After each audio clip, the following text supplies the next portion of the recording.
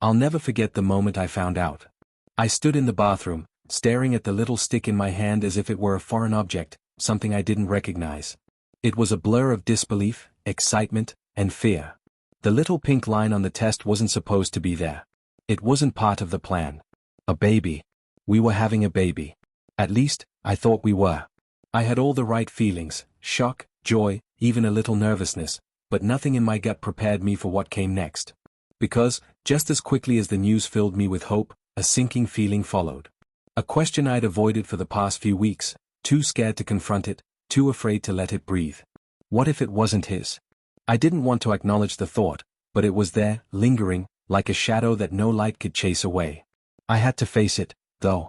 The timing didn't add up. My mind raced back to that night, the one I had carefully filed away in the far corners of my memory. The night before I found out I was pregnant. It had been so casual, so forgettable.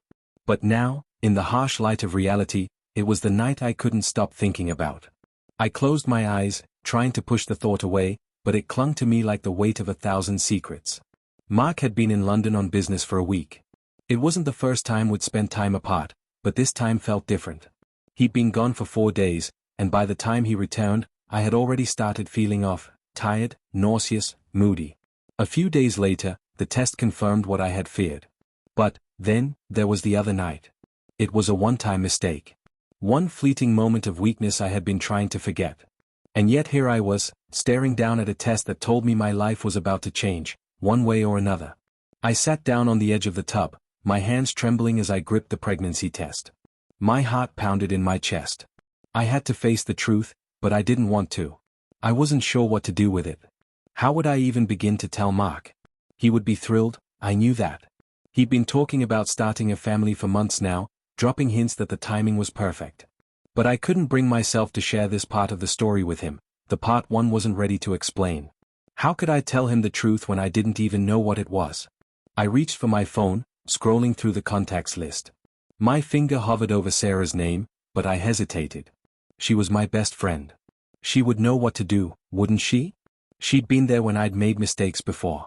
But this? This was too much. I glanced back down at the test. The 2 lines, dark and undeniable. The truth, sitting there in front of me. I wasn't sure who I was more afraid of disappointing, Mark or myself. Mark had always been the steady one. The one who kept things grounded. We had been together for 6 years. I knew he was ready to settle down, to have children, to grow old together. He had talked about it often, with that kind of dreamy optimism you only get when you think everything in life has already been laid out perfectly for you. I had tried to imagine our future too.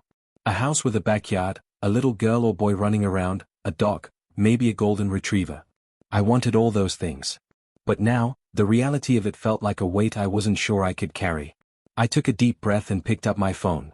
Before I could talk myself out of it, I called Mark. The phone rang, each second stretching longer than the last. The tight knot in my stomach twisted a little more, and my pulse quickened. My mind swirled with conflicting thoughts, but one thing was clear, I couldn't hide from this forever. Hey, his voice was warm, full of that familiar smile I loved so much. How's your day going? I swallowed hard. It's fine. Can you come home early tonight? There was a pause on the other end. Of course. Is everything okay? I wanted to say yes, but I couldn't. Not when nothing felt okay. Not when I had no idea what to say next. I need to talk to you. About something. Mark's tone shifted, and I could hear the concern creeping into his voice. Okay. I'll be home in an hour. Are you sure everything's all right? I'm not sure, I said softly, feeling a wave of tears threaten to fall. I just need to talk. All right. I'll be there soon, he replied, his voice steady, as always. I hung up the phone, feeling the cold sweat gather at the back of my neck. Every inch of me wanted to run away from this. To pretend it hadn't happened. To forget the week I'd had before Mark left, to ignore the fact that I had made a decision that might have changed everything. I looked down at the pregnancy test again, my mind spinning. It felt like a cruel twist of fate. How did it happen? How had I gone from being content in my life with Mark to this? A mistake. A choice. A future I wasn't sure I could embrace. I didn't know what would happen when he came home. I didn't know how he'd react. I didn't know how I would react. My chest tightened with the weight of uncertainty. But the moment Mark walked through that door, everything would change. This wasn't going to be a simple conversation. It wasn't just about the pregnancy, it was about trust. It was about the unspoken truth between us, and the truth about how fragile everything had become. And as I sat there in that bathroom, staring at the test that had shattered my sense of peace, I realized I was no longer the woman I had been just a few hours before. I was someone who had crossed a line, someone who had to face a consequence I wasn't ready for.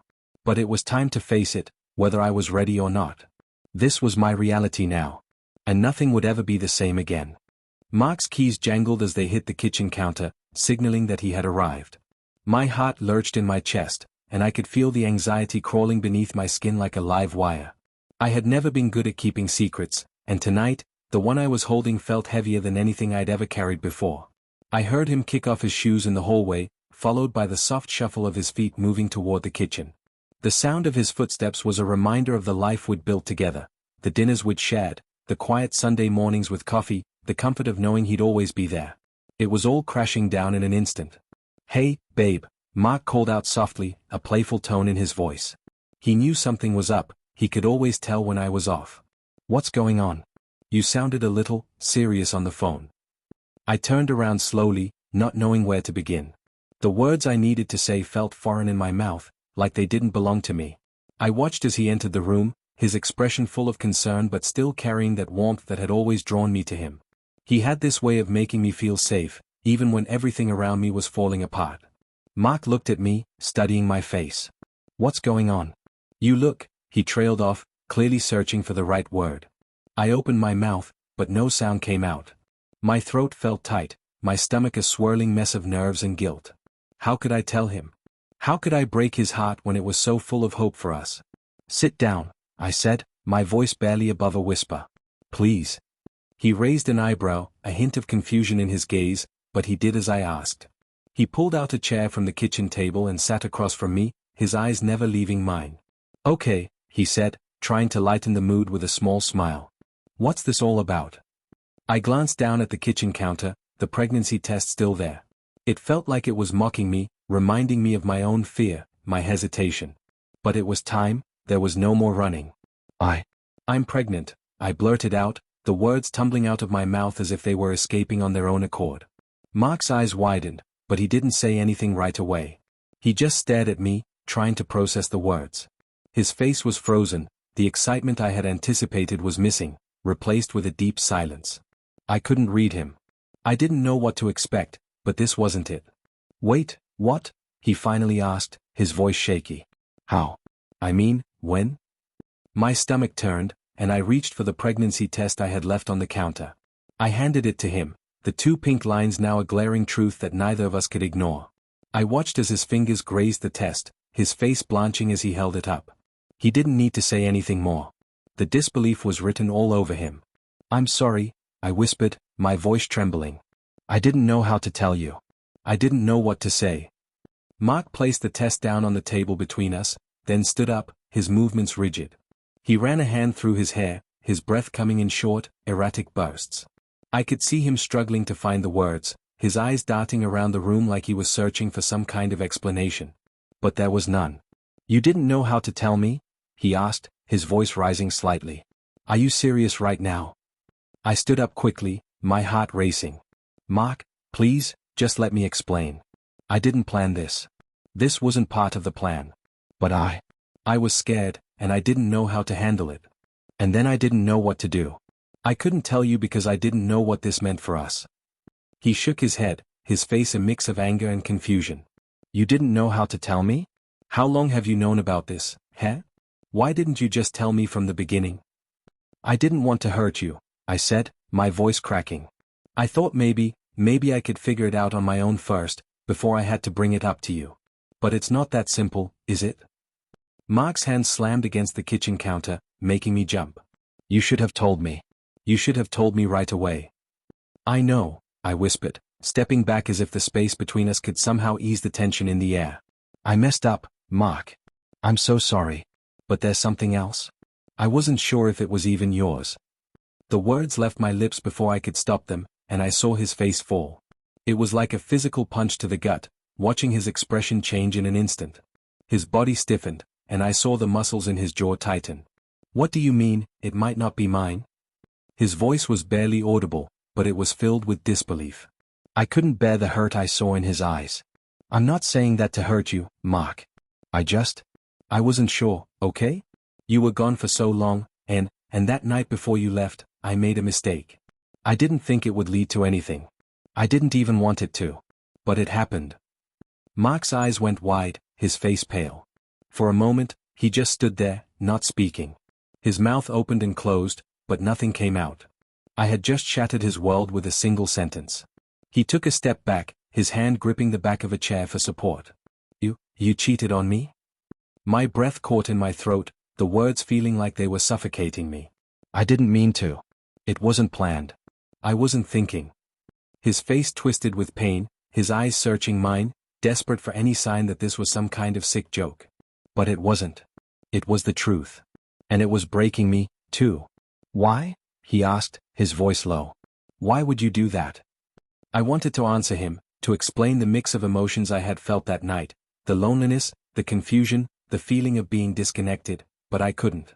There were no words that could make what I had done right. Nothing would ever undo the damage I had caused. "I don't know," I said quietly. "I don't know why. But I wish I could take it back." Mark turned away from me, his hands resting on the back of the chair as if he were trying to steady himself. His voice was quieter now, almost to the point of breaking. "I don't know if I can forgive you for this." And just like that, the reality of what I had done hit me harder than anything else. It wasn't just the pregnancy. It wasn't just the mistake. It was the trust one had shattered. The relationship we had built. And now, standing here, I was uncertain if anything could ever be the same. This wasn't the life I had imagined for us. This wasn't the future I had pictured. The silence that followed felt suffocating, like a thick fog that filled every corner of the room. Mark didn't look at me, and I didn't know what to say. The space between us stretched out longer than it should have. All the words I had prepared for this moment were swallowed by the weight of the truth. Nothing I could say would make him feel better, not now, not in this moment. "I need some time," Mark finally said, his voice barely above a whisper. The way he said it, so quietly, made it clear that he was already pulling away, mentally preparing for a reality where we no longer shared the same future. I don't know how to process this." "I understand," I whispered back, even though I wasn't sure if I did. I wasn't sure of anything anymore. I wanted to reach for him, to hold him and beg for forgiveness, but I knew it wouldn't fix anything. He needed space. He needed time to figure out if there was even a chance for us after what I had done. "I'll go," he said abruptly, and before I could respond, he grabbed his jacket from the back of the chair and headed for the door. His footsteps echoed through the hallway, each one a reminder of how far apart we had grown in the span of a single conversation. The door slammed shut behind him, and I was left alone in the kitchen, feeling like the floor had dropped out from under me. The finality of it all hit me like a tidal wave, and I collapsed into the chair, my hands trembling as I pressed them against my face. I had broken us. I could still see the way Mark had looked at me, his face pale, his eyes hollow with disbelief. He didn't trust me anymore. And he probably never would. My phone buzzed on the counter, pulling me out of the spiral of my thoughts. It was a text message from Emily, my best friend, and I hesitated before opening it. I wasn't ready to talk to anyone yet. I wasn't ready to explain what had happened. But I opened it anyway. "Emily, hey, are you okay? I was thinking about you. Call me when you get a chance." I stared at the screen for a long moment, feeling a pang of guilt. Emily had been my confidant, the one person I always turned to for advice. But how could I tell her this? How could I admit to her that I had destroyed everything I had worked so hard to build? The shame weighed heavy on me, and I could already imagine the disappointment in her eyes when I told her the truth. The phone buzzed again, this time a call from my mother. I looked at the screen, debating whether to answer. I couldn't handle a conversation right now. Not when everything felt like it was falling apart. I silenced the phone and set it back down on the counter. The house felt too quiet now. I couldn't escape the echo of my own thoughts, the relentless loop of regret that kept playing in my head. The pregnancy. The affair. Mark. Everything I had taken for granted, everything I had assumed would always be there, was slipping through my fingers. I walked to the window and stared out at the darkened street. The streetlights flickered in the distance, casting long shadows across the sidewalk. My reflection stared back at me in the glass, disheveled, exhausted, broken. How had I gotten here? I had never meant for any of this to happen. I had never intended for my life to fall apart in the way it had. But there it was, the reality of the situation, staring me in the face. I had made choices. And those choices had led me to this moment, to this fractured relationship, to a future that was now uncertain. I glanced at the pregnancy test still sitting on the counter, the 2 pink lines now a permanent fixture in my mind. I had no idea what to do with this pregnancy.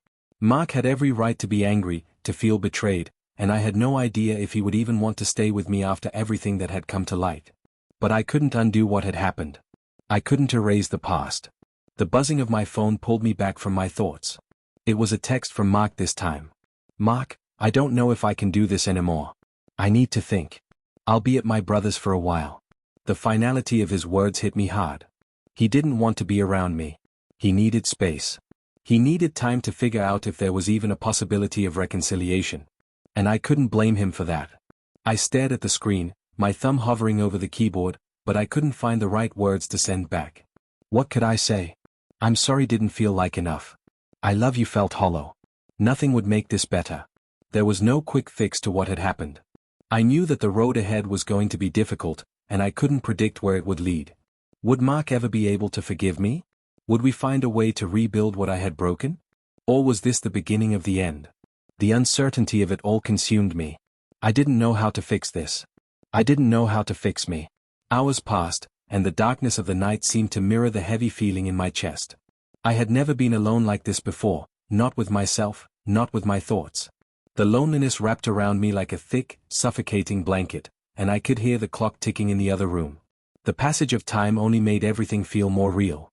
I took a deep breath and grabbed my phone again. This time, I dialed Emily's number, the one person who might be able to offer some comfort, some guidance in this chaos. It rang a few times before she picked up. "Hey," she answered, her voice light and carefree, completely unaware of the storm I was in. "Hey," I said, trying to keep my voice steady. "I need to talk." There was a pause on the other end. "Of course," Emily said, her tone shifting to concern. "What's going on?" I don't even know where to begin," I admitted, my voice shaking. "Everything's falling apart, Em. I don't know what to do." "Start from the beginning," she said gently. "I'm here for you, okay?" And so I began to tell her. I told her about the pregnancy, about the affair, about the argument with Mark. I told her everything, the guilt, the fear, the uncertainty. I let it all pour out, and for the first time that night, I felt a small flicker of relief. I wasn't alone in this moment. Emily might not have the answers, but at least I didn't feel completely isolated. By the time I finished, tears had stained my cheeks, and I felt drained, emotionally raw. "Look," Emily said softly after a long pause. "I don't know what the future holds, but you're going to get through this. It's going to hurt, but you'll find your way. You need to talk to Mark when you can, really talk to him. And you need to figure out what you want, too. The rest can wait." I took a deep breath, feeling the weight of her words settle inside me. She was right. I didn't have all the answers. But I had to face the consequences of my actions. I couldn't keep running away. "I'll try," I whispered. "But I don't know if I'll ever be able to fix what I've broken." "Don't worry about fixing it right away," Emily said. "Just take it one step at a time. We'll figure this out." As I ended the call, I realized that even though the road ahead was filled with uncertainty, I wasn't as alone as I had felt earlier. I still had a long way to go, but maybe, just maybe, there was hope for something beyond the wreckage I had caused. The next few days felt like a blur. I went through the motions, getting up, going to work, eating, sleeping, but none of it felt real. I was stuck in this strange limbo, unable to escape the consequences of what I had done, yet desperate to fix everything before it slipped completely out of my grasp. Mark hadn't called. He hadn't reached out. I knew he was staying with his brother, trying to make sense of it all, but the silence between us felt like a chasm that I couldn't cross. Every text I sent went unanswered. Every call went straight to voicemail. It was like I didn't exist in his world anymore. I stared at the phone, willing it to ring, to see his name pop up on the screen, but it never came. The emptiness inside me grew with each passing minute. I hadn't meant to break him, but I had. And now I was left with the pieces of my life scattered all around me, unsure of how to put them back together. I spent hours thinking about our life together, about the small moments that had once felt like everything. The late-night conversations, the inside jokes, the way he used to hold me when I was feeling anxious. How could I have thrown all of that away? I knew I had to do something. I couldn't just sit here and let it all slip away. But what was there left to do? I reached for my phone again and texted Emily. Do you think I can fix this? The words felt like a lifeline, a small spark of hope in the suffocating darkness. Her response came almost immediately. I think you can. But you have to be honest with yourself first. What do you want? What are you willing to do to make things right? Her words stung, but they also made something click in my mind. I had been so focused on what Mark might do, how he might feel, that I hadn't stopped to think about what I wanted. What did I want out of this? Did I want to save my marriage? Did I want to try to fix things with Mark? Or was I just terrified of losing everything? I leaned back against the couch, my mind swirling with questions I wasn't ready to answer. I hadn't given myself a chance to think about my own feelings in all of this. I had been so consumed by the fear of losing Mark, I had neglected my own needs, my own desires. And that wasn't healthy. That wasn't how relationships worked. I had to stop blaming him for everything and start looking at my own choices. I had to own up to my actions, not just to him, but to myself. It was the only way forward. I took a deep breath and grabbed my keys. There was something I needed to do, something that might make everything worse before it made it better. But I couldn't keep running from it. I drove to Mark's brother's house. The trip felt longer than it should have. Every stoplight, every turn, seemed to drag on forever. By the time I pulled up to the driveway, I was shaking, unsure of what I was even going to say when I saw him. But I couldn't turn back now. I knocked on the door, my heart pounding in my chest. Mark's brother, Mike, answered. He looked surprised to see me, but there was something in his eyes that told me he knew why I was here. Hey, he said, stepping aside to let me in. Mark's upstairs. I'll let him know you're here. I nodded, feeling my stomach twist into knots. This wasn't going to be easy. I climbed the stairs slowly, each step feeling heavier than the last. When I reached the top, I saw Mark sitting on the couch, staring at his phone. His back was to me, and for a moment, I just stood there, watching him, not sure how to begin. He heard me and turned, his face softening when he saw me standing there. For a moment, neither of us said anything. We just stared at each other, the weight of everything between us making the silence feel even more suffocating. Mark, I said, my voice shaky but firm. We need to talk. He didn't reply at first, but he nodded and set his phone aside. There was a long pause, and I could tell he was still trying to process everything that had happened. I wasn't sure if he was ready to listen, but I had to try. I'm sorry, I began, taking a seat across from him. I know I've hurt you, and I can't take that back. I've messed up, Mark. I've made mistakes, and I know it's going to take time for you to even consider forgiving me. But I need you to know that I want to fix this. I want to try. I don't want to lose you. He didn't respond right away, his gaze intense but distant. It was clear that my words weren't enough to heal the wound I had caused. But I wasn't giving up. Not yet. Mark, I've been thinking a lot, I continued, my voice growing steadier. And I realize that I haven't been honest with myself or with you. I've been blaming you for everything, for not noticing, for not being there for me in the way I wanted, but the truth is, I didn't communicate. I wasn't honest about my needs. And that's on me. I took a deep breath, looking him in the eye. I've been selfish. I've been avoiding the truth. But I don't want to keep doing that anymore. I want to be better. I want to fix this, if you'll let me. For a long moment, Mark just stared at me. His expression was unreadable, his jaw tight. But then, finally, he spoke, his voice low and careful. I don't know if I can forgive you right now. I don't know if I can ever forgive you. But I appreciate that you're taking responsibility. That's more than I expected. I nodded, feeling a lump form in my throat. I didn't know if that meant there was hope, but it was a start. It was a step in the right direction, and that was all I could ask for. I don't expect things to be okay overnight, I said softly. I just want the chance to prove that I can be the woman you deserve. Mark was quiet for a moment, and then he sighed. I don't know what the future holds. I don't know if we'll get through this, but I'm willing to try. For what it's worth, I still care about you. And I want to see if we can make this work. I felt a small wave of relief wash over me. It wasn't a guarantee. It wasn't a promise that everything would be okay. But it was a glimmer of hope, a sign that maybe, just maybe, there was a way forward. We sat in silence for a long time after that, neither of us speaking. But the air between us felt less heavy. It felt like we were no longer fighting against each other, but instead, fighting for something that had been lost, but wasn't beyond saving. For the first time in days, I allowed myself to believe that maybe things could get better. Maybe, just maybe, we could rebuild. One small step at a time. The days after that conversation with Mark felt like a slow crawl through the aftermath of a storm. It wasn't easy, not by any means. But there was something about the tension that had eased between us, something unspoken, but they're all the same. We weren't the same people we had been before this mess, but we were learning to be something different. Something new. The silence that had once stretched between us, thick and suffocating, was now filled with conversations, difficult, raw conversations about where we had gone wrong, what we wanted, and what it would take to get back to something that felt like love again. Sometimes, the conversations were short, awkward, and full of tension, but at least we were talking. And that was more than we had been doing for months. We were in uncharted territory, and neither of us knew how to navigate it. But we had a map now, even if it was a crumpled, torn-up thing we had to rebuild from scratch. We started by doing little things for each other, helping with chores without being asked, making each other coffee in the morning, and taking the time to listen, really listen, when the other spoke. It wasn't grand gestures or sweeping declarations, but it was enough to keep us from falling back into the abyss. It was slow, painful work. There were moments when I thought we might not make it. Times when Mark would pull away, his walls thick and impenetrable, and I would wonder if he had already checked out in his mind. But then, there would be a moment when he'd reach for my hand, his grip tight but steady, as if telling me that he wasn't ready to let go yet. And I would cling to those moments like a lifeline, reminding myself that we were still here. Still trying. In the weeks that followed, I found myself doing something I hadn't done in a long time.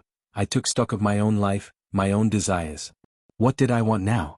Was I willing to fight for my marriage, to work through the mistakes I had made and come out the other side a better person, a better wife? Could I forgive myself for what had happened and learn to move forward without being weighed down by guilt? I started going to therapy, on my own, to deal with the feelings I hadn't allowed myself to fully confront. I hadn't realized how much I had been suppressing until I sat down in that quiet room, just me and the therapist, and began to untangle the knots of shame, insecurity, and fear that had been festering inside me. I realized that I wasn't just battling my mistakes with Mark, I was battling myself. The truth was, I had been afraid of my own needs. Afraid that wanting more would make me selfish, that asking for too much would make me unworthy of love. But slowly, I began to understand that I wasn't a bad person. I was just someone who had made mistakes. And mistakes didn't define me, they taught me. As for Mark, he was doing his own work, too. He started spending more time with friends, reconnecting with people he hadn't seen in a while. He went back to his gym routine, something he had let slide in the chaos of the past few months. And slowly, but surely, he started to open up more to me. He told me about the things he had been struggling with, the ways he had felt alone, unseen, and hurt. I listened, truly listened, without interrupting or defending myself, because I knew this was part of healing. He needed to share his pain, just as I had needed to share mine. There were still hard days. There were still moments when we both questioned whether we had what it took to fix this, whether we were better off apart. But then there would be a moment when I saw the way he looked at me, the tenderness in his eyes, and I knew that we weren't done yet. We were still in this, and as long as we were willing to fight for each other, there was hope. One night, after we had been talking for hours, about everything and nothing, Mark looked at me with a kind of quiet resolve that I hadn't seen before. There were no more walls between us, no more distance. He was here, truly here, in a way he hadn't been in months. I don't know what the future holds, he said, his voice soft but steady. But I want to try. I want to try with you. I felt a lump in my throat, and before I knew it, tears were welling up in my eyes. For the first time in so long, I allowed myself to cry, tears of relief, of grief, of hope. I had been so afraid of losing him, but in that moment, I realized that we hadn't lost each other. We had just been lost, both of us, in the storm of our own making. But now, we were finding our way back to one another. I want that, too, I whispered, my voice trembling. I don't want to give up on us. And with that, something shifted. It wasn't a grand moment of reconciliation, but it was enough. We were moving forward, one step at a time. Together. The road ahead would still be hard. We would still face challenges, still stumble, still question whether we were making the right choices. But for the first time in a long while, I felt like we had something to build on, a foundation of trust, honesty, and a willingness to grow. We weren't perfect. We would never be perfect. But we were willing to try, and that, in itself, was a victory. I woke up the next morning with a sense of quiet hope in my chest, a feeling that had been absent for so long. I wasn't sure what the future held, but for the first time, I wasn't afraid of it. Whatever came next, I knew we would face it together. And that was enough. Mark and I had found our way back to each other, and I was determined to never take that for granted again. No matter what, we were in this together.